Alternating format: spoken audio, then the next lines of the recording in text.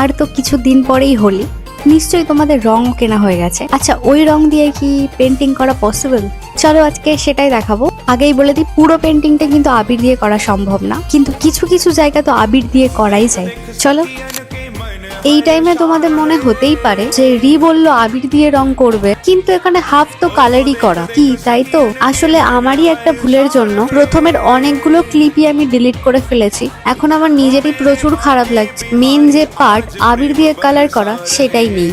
আর কি করা যাবে? আচ্ছা, তোমরা যদি চাও তাহলে নেক্সট একটা ভিডিওতে পুরো একটা পেন্টিং আবির দিয়ে করে দেখাবো। তোমাদের শুধু একটাই কাজ করতে হবে, যে নেক্সট কি পেন্টিং করব সেটা জানিয়ে যেও। তো চলো আজকেকার শাউট আউটটা দিয়ে দিই। শ্রেয়া, দেবাদৃত, সংযুক্তা, সায়ন, ধীরাজ, সবাইকে প্রচুর প্রচুর ধন্যবাদ। আর যারা বাদ পড়লো তারা তো নেক্সট ভিডিওতে। আমার করা এই ওয়াটার কালারের কাজটাকে তোমরা 10-এর মধ্যে কত দিতে চাও জানিও তো।